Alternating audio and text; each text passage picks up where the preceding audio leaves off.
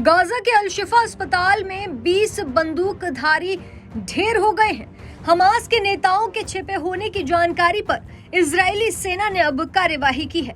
बता दें कि इजरायली सुरक्षा बलों ने गाजा के मुख्य अस्पताल अल-शिफा पर फिर छापेमारी की।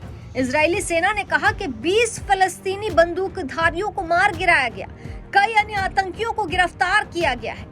सेना ने कहा कि अस्पताल से चल रही आतंकी गतिविधियों के बारे में मिली खुफिया जानकारी के बाद जब इजरायली बल परिसर में घुसे तो अंदर ताबड़तोड़ फायरिंग की गई। जानकारी के लिए बता दें कि सेना ने कहा है कि वो अल-शिफा अस्पताल से आतंकी गतिविधियों के खिलाफ कार्यवाही करती रहेगी। इस अस्पताल से चल रही आतंकी गतिविधियों के बारे में मिली खुफिया जानकारी के बाद जब इजरायली बल परिसर में घुसे तो अंदर फायरिंग की गई। इसके बाद इजरायली बलों ने उन्हें लक्षित करते हुए ताबड़तोड़ गोलीबारी की। दूसरी ओर गाजा के स्वास्थ्य मंत्रालय ने कहा कि इस अभियान में कई फलस्तीनियों की जान गई है। गोलीबारी में एक इमारत में आग लग गई। कहा, इजरायली हमले में अब तक 31,756 से अधिक फलस्तीनियों की मौत हो चुकी है। अल-शिफा अस्पताल गाजा पट्टी का सबसे बड़ा अस्पताल है। युद्ध के बाद उत्तरी गाजा में यही एक अस्पताल बचा है जहां अब भी आंशिक रूप से स्वास्थ्य सुविधाएं दी जा रही हैं। इसके अलावा यहां इजरायली हमले में बेघर हुए हजारों लोग शरण लिए हुए हैं। इजरायल ने नवंबर में भी अल-शिफा अस्पताल पर हमला किया था।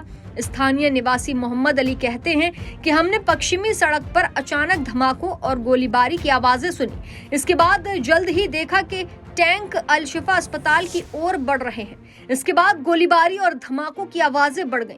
गाजा के स्वास्थ्य मंत्रालय ने कहा है कि जैसे ही अस्पताल परिसर में गोलीबारी शुरू हुई तो वहां सारी सुविधाएं बाधित हो गई। लोग सर्जरी और इमरजेंसी यूनिट में फंस गए। व्हाइट हाउस के अनुसार इस बीच अमेरिका के राष्ट्रपति जो बाइडेन और इजरायली प्रधानमंत्री बेंजामिन नेतन्याहू ने 1 महीने से अधिक समय के बाद सोमवार को बात की। इस दौरान रफाह में की जा रही कार्रवाई पर चर्चा के लिए इजरायली अधिकारियों को वॉशिंगटन भेजने पर नेतन्याहू सहमत हुए हैं। दरअसल इजरायली अथॉरिटी ने यूएन की फलस्तीनी शरणार्थी के प्रमुख फिलिप लाजरिनी को गाजा पट्टी में प्रवेश से रोक दिया।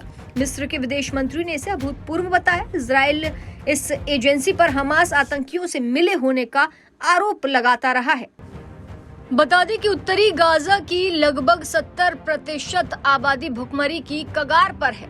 द वर्ल्ड फूड प्रोग्राम ने समग्र खाद्य सुरक्षा की ताजा रिपोर्ट जारी की। कहा गया कि गाजा में हर कोई पर्याप्त भोजन पाने के लिए संघर्ष कर रहा है। उत्तरी गाजा में लगभग 2 लाख से ज्यादा लोग चरण 5 में हैं, जो सबसे अधिक विनाशकारी भुखमरी का संकेत देता है। बहरहाल अब देखने वाली बात ये होगी कि गाजा में चल रहा युद्ध आखिर कब तक थमेगा। ऐसी ताजा तमाम बड़ी अपडेट्स के लिए आप देखते रहें पंजाबकेसरी.com और चैनल को सब्सक्राइब करना मत भूलिएगा।